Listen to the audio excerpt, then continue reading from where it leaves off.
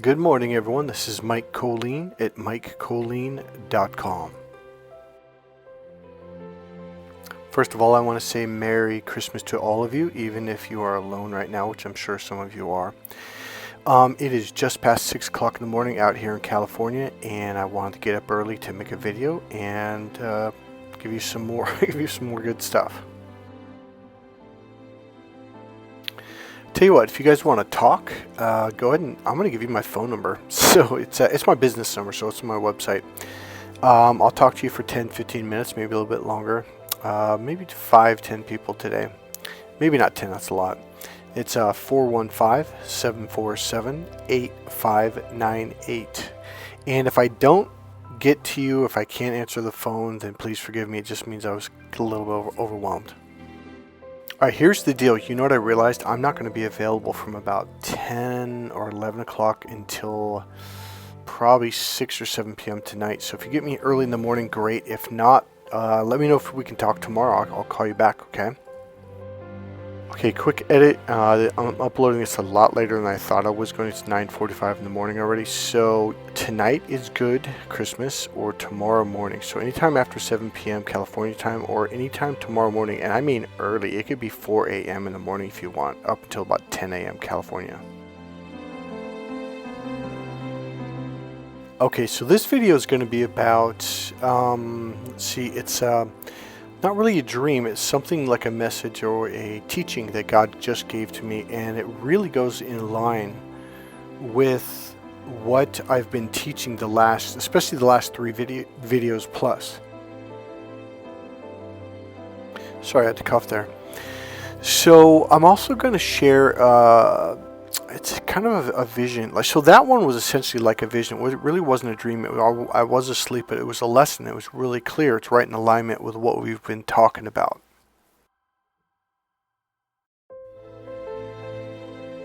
Okay, so before the message, the teaching, I did get 2 really, serious dreams. And these are what I call visions. So a dream is a dream, but then there's a vision.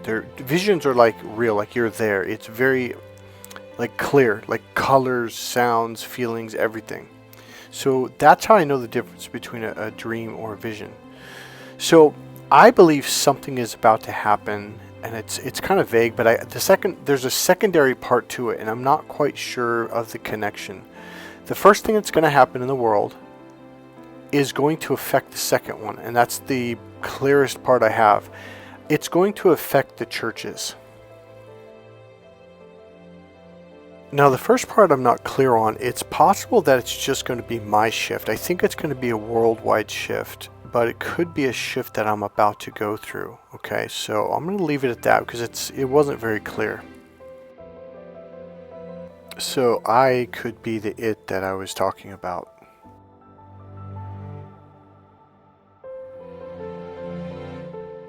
Okay, so lesson time. Okay, so one of the things that I've noticed over the years, I've gotten clearer and clearer and clearer on the teachings in the Bible and things we've heard our whole lives. Now here's why. Just like last night, I woke up, I went to sleep, and I woke up, I don't know if it was an hour later, 45 minutes, but there was a very, very clear lesson that came to me. Okay, it was just like it became more obvious. And here's what it is. So I'm going to quote a little bit of scripture. So this is right like when Pontius Pilate had washed his hands. This is Matthew 27. Okay. All right. So I want to point something out. Now the average person can't relate to this. Okay, but you can. You went through something like Jesus. And there's a message that I think, how do I say this? I didn't get it till last night, and now this is what's been standing out to me is like there's a lesson that we've heard, read. It's in movies, it's in music, it's everywhere. We hear it in church, it's in the Bible, and we don't quite get that this message was sent to us for a reason. Okay, when I say sent to us, I mean us. Okay. I don't mean mankind. because we went through a lot of this, and there's a very specific message. I'm gonna shortcut to the end of this so you can get the bigger picture, and then I'm gonna give some details, maybe a little bit of Bible verses, etc. Alright, so after I went through my first huge awakening, 6-month awakening when I was 20 years old, there was lesson time. So when I go to sleep, eventually I wake up into this. It's like kind of like a room or a space. Like you don't really see chairs, it's nothing like that, but there's like something that just starts to get drawn, like a chalkboard almost, but it's not. So another one of those happened last night.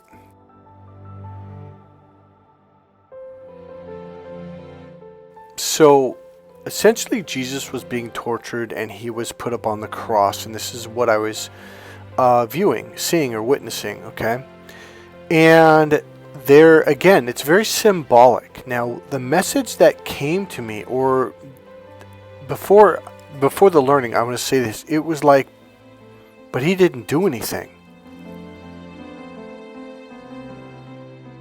And that's when it hit me. It was like, wait a minute. I remember screaming while I was being beaten as a child, going, I didn't do anything, I didn't do it. And I remember my mom would just laugh.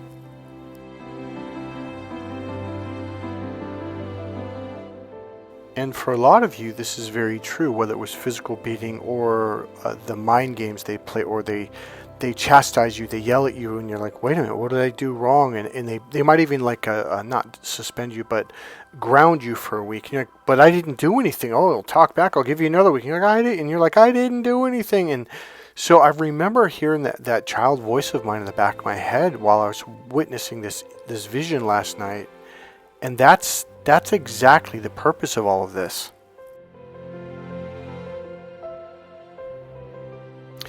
I'm going to skip forward. When I was 28 years old, when I went through my awakening, one of the things I did was I called my mom over to my place. And I just asked her, like, what did I do that was so horrible for you to do those things to me? Like burning my hand on the stove, etc., etc. Because, okay, let's take that morning. It was about 7 o'clock in the morning. It was on the weekend.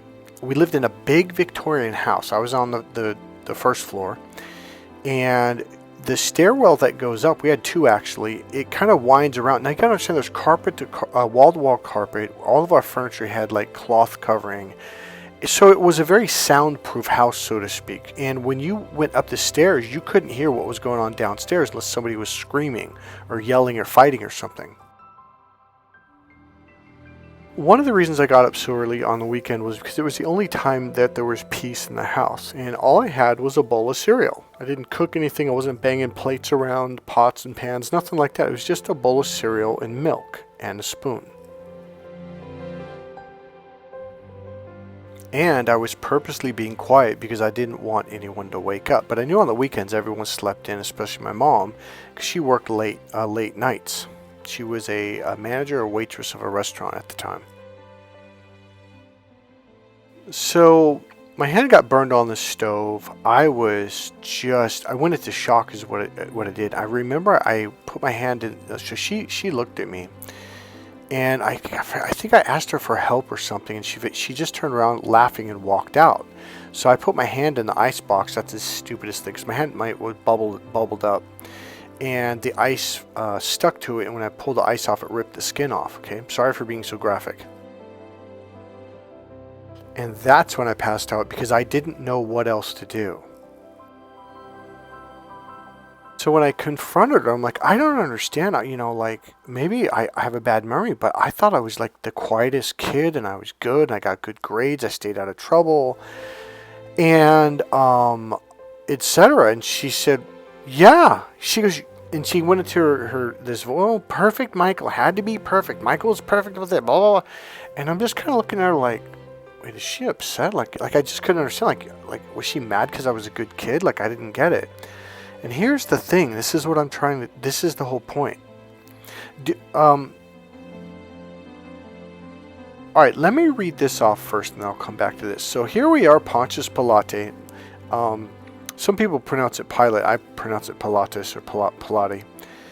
So the chief priests persuaded the crowd to ask Pilate to set Barabbas free. Now, Barabbas was a known murderer, like multiple murder. He was a really, really bad person. So let me go back a little bit. It says, okay, so at every Passover festival, the Roman governor could set free a prisoner chosen by the crowd.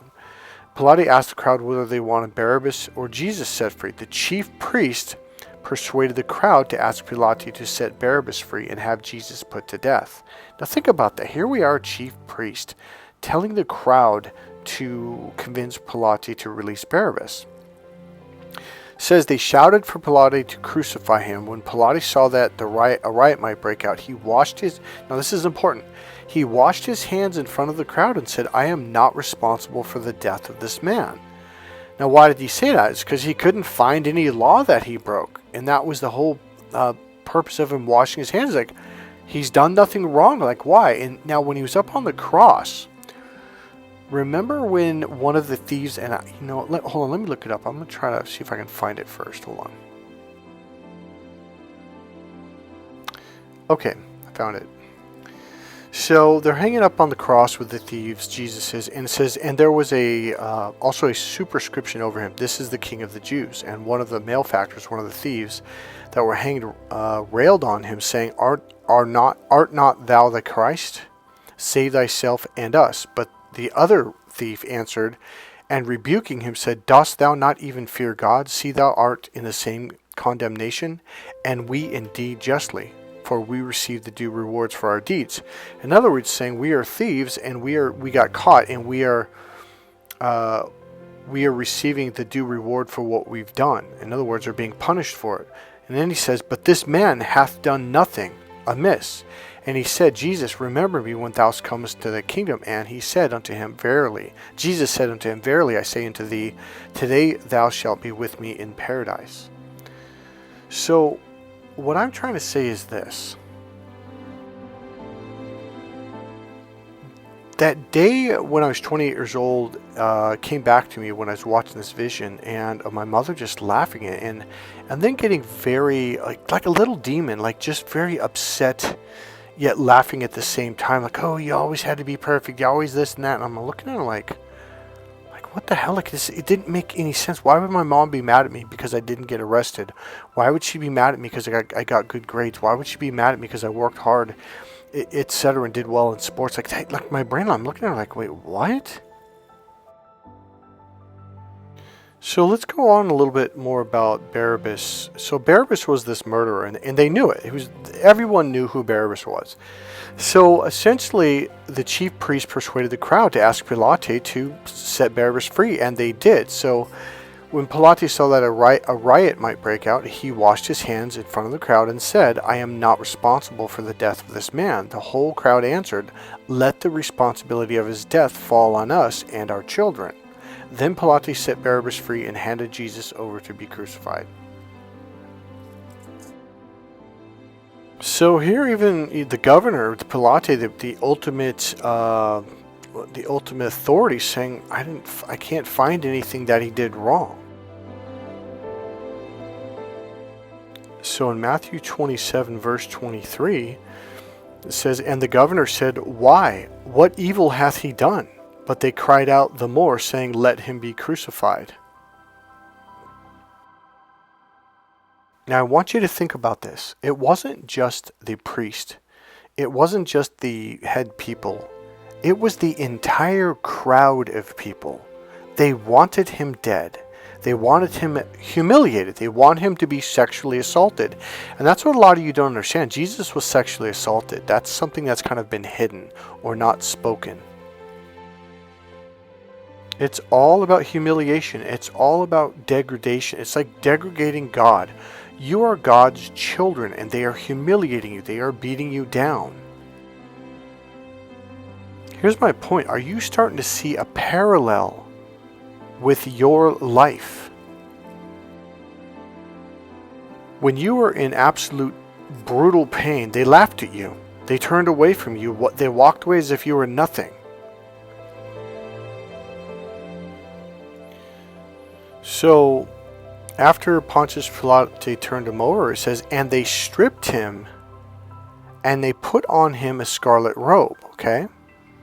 And then when they had platted a crown of thorns, and they put it upon his head, and a reed in his right hand, and they bowed the knee before him, and mocked him, saying, Hail, King of the Jews.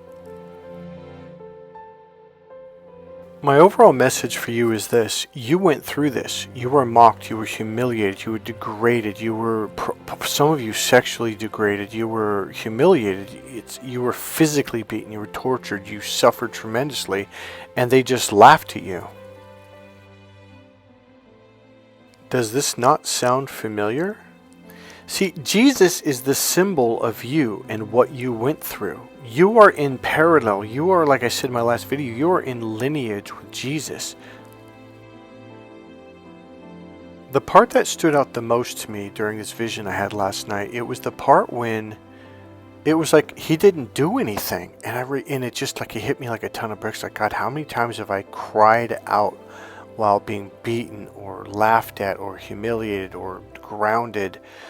I didn't do anything. It's like literally, and I would cry out, what did I do? And my mom would just laugh. Jesus was being tortured because he was a good person. As they say, the perfect sacrifice, the perfect lamb. So that's what it was all about. Jesus was a good person. And the crowds of people, they're just these horrible, monstrous people. Now you might say, well, that was just that group. No, it's all over the world. I mean, in your school, in your city, in our it's still the same way. We still do the same thing. We have a lot of really horrible things we do to people if they don't conform. So number one, you are absolutely in lineage. It's like you are not part of the crowd. That's what I'm trying to say. You trust me. Now watch this. Number two. All right, let me point this out one more time. Do you understand that the crowd would rather let a murderer I don't know the number, but who had been known for murdering multiple people in that city, of the people of that crowd, they would rather have him freed than Jesus. Think about that for a second. That's how angry they are that Jesus was a good person.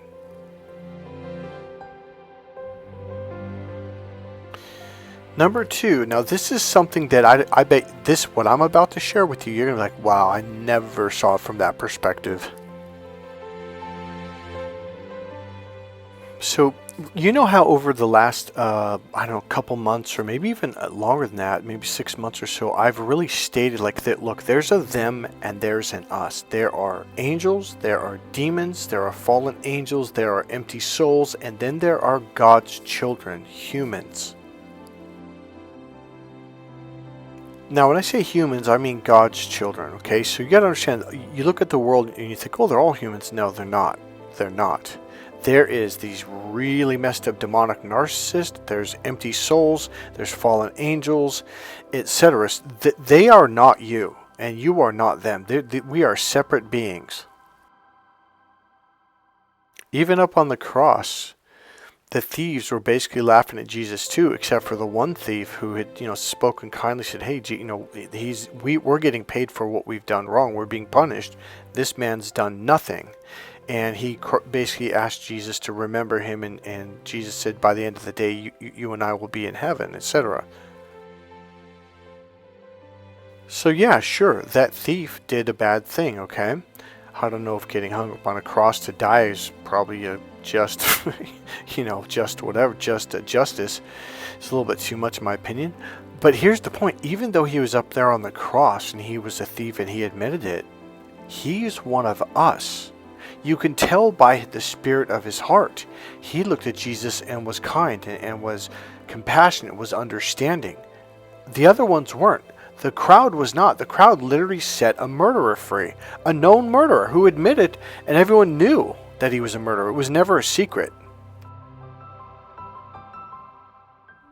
Now watch this. Alright, watch this. So let me read this last part. I'm going to give you this. This is a banger. You're going to like this. So let's see, where did it go? Okay, so Pilates said, "I am not responsible." So he washed his hands, says, "I am not responsible for the death of this man." The whole crowd answered and said, "Let the responsibility for his death fall on us and on our children, and so shall it be. You are God's children. They are not. For most of you on this channel, the journey that you've been through dealing with like this really bad narcissist abuse, and you finally woke up to it and it terrified you, you're God's child. Those people are not. And the reason why they burned your hand on the stove, the reason why they screwed up your mind, the reason why they attacked you, you're sitting there going, but all I did was I was being nice to them. Yeah, exactly. And that's what enraged them. They couldn't stand it. They could see the light of God inside you. They could see that you have a connection to God. They were trying to get you to turn away from God. They were trying to intimidate you, threaten you. But you can't. It's in your DNA. It's who you are. You might have gotten mad at God. You might have cussed God out. My girlfriend's mom, when her son died, she just turned away from God. So here's the deal. Even if you turned away from God and you came back, God loves you. God understands that you were in pain, okay? In other words, you never really left God. You might have been angry. You might have cussed at God. You might have shouted. God still loves you. Your heart is all that matters. So you know how Jesus was like the ultimate sacrifice, the ultimate lamb, the pure lamb, etc., etc.? That was for them. That was their last chance. That was their only chance. And how did they treat them? They mocked them. Now, if you think I'm just talking about those people in that moment on that hill at the cross, I'm not. I'm talking about across the planet to this day. I do not know how to explain what I'm trying to say. It's kind of a funny, smart-ass thing that Jesus and God did. It's like, they're like, okay, well, this is it. And then what do they... Because God knew they were going to mock them.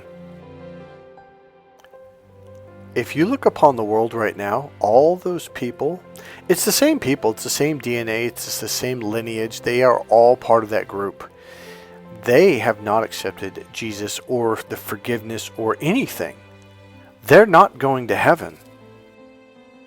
If they literally had a change of heart, they would. But you are. They still think it's about who has the most money, who has the nicest clothes, the whole right or wrong, either or, following rules, and they always think it's about rules. I'm telling you it's not, and they're not going to heaven. So, let me pull this up real quick. So, even the one thief that was compassionate towards Jesus, and said, Jesus, remember me when thou come into thy kingdom. And Jesus said unto him, verily I say unto thee, today shalt thou be with me in paradise. So was the thief perfect? Did the thief follow the rules? Was he? No, he wasn't perfect. I am telling you right now, it has nothing to do with perfection or right or wrong or following the rules. That is such a crock of shit. It's total bullshit. They missed and here's the point. The thief was up there, admitted he was a thief, admitted to Jesus, yeah, I was a thief, and that's why we're up here, and this is why we're being punished, but he didn't do nothing wrong. And yet Jesus is saying, verily, verily, I say unto thee, you, etc., shall be, by the end of the day, we're going to be in heaven together. So if it's not being perfect, if it's not following the rules, then what is it? It's your heart. Clearly the crowd, clearly the thieves up on the cross, except for the one, their hearts were dark. Their hearts were evil. They were just that was just pure evil. Those are the people that are never going to see heaven. It's not going to happen. So even if you've done something that was bad or done things that are bad, it really comes down to, okay, man, I don't know if I should say this. Okay, so there was someone who was giving people advice, and it was very, very dangerous advice. And I was like, what the hell? Are you trained in this? Do you have your doctorate degree? Do you this? I'm not going to say what it is because I don't want to give it away for personal reasons. And they're like, no. I'm like, well, did you test their blood? Did you test their heartbeat? Did you test their blood pressure? He's like, well, no, of course not. Why would I do that? I'm like, well, what if this has a bad reaction? What if something happens to them? And this person, without missing a beat, just goes, well, that's on them. I'm like, No, they're coming to you for professional advice. You put yourself advertise that you're this professional in this supposed field, and this person did not give a shit. And that is the heart I'm talking about. God cares about your heart. See, for people that have good hearts, when they make mistakes, even if they do something wrong out of anger or whatever, the minute they do it, they realize, they feel bad. They feel remorse. They're just like, it's in their heart, it's in their soul. These other people, they don't feel anything. They literally don't care. And this is the dividing line, your heart. Right now, I can hear the rule-oriented Christians losing their shit. No, this is blasphemy. It's about rules. Rules. We need more rules. I mean, how many more rules do we freaking need? Like, you can't even cross the street without going to hell. Like, literally, you can't cross the street without doing something wrong. I mean, all that stuff is a load of bullshit. That's why Jesus said to the centurion, love. Love is the fulfillment of all the commandments. Love the Lord your God with all your heart and all your soul, and love each other with all your heart, and love each other as you'd love yourself. Okay, I'm sorry, I'm forgetting that verse, the perfection of it. But the point being is, it's love. Because if you love your neighbor, you're not going to steal from him. If you love your neighbor, or come from the space or place of love, you're not going to hurt your neighbor. You're not going to do bad things to your neighbor. You're not going to do bad things to other people. But when it comes to the law or the rules, there's all kinds of rules where you can, like in California, you can go into an empty home and claim it as your status because, well, I've lived here for so long and therefore you can't kick me out. I mean, it's called squatters' rights. I mean, there's all kinds of laws where you can actually take things from people that you never paid for, but if you get the loophole just right. Now, here's the deal. Is that a loving thing to do? No, of course not, but it's within the rules. So my main overall message for you guys is for those of you who were punished, abused, had bad things done to you. It's like Jesus being hung up on the cross and being punished, and Pontius Pilatus, like, for what? What evil has he done? I want you to start looking at the teachings of the Bible, especially the teachings of Jesus, from a symbolic sense, or a parallel sense, and like, wait a minute, I went through something similar where I was accused of stuff, or I was punished for something that I never did, and they would even laugh about it, knowing that I didn't do it, admitting that I didn't do it, and saying that's why they were mad, because I wasn't a bad person like them. My purpose for sharing this with you is to get you to start realizing, like, look, you weren't treated like the other people.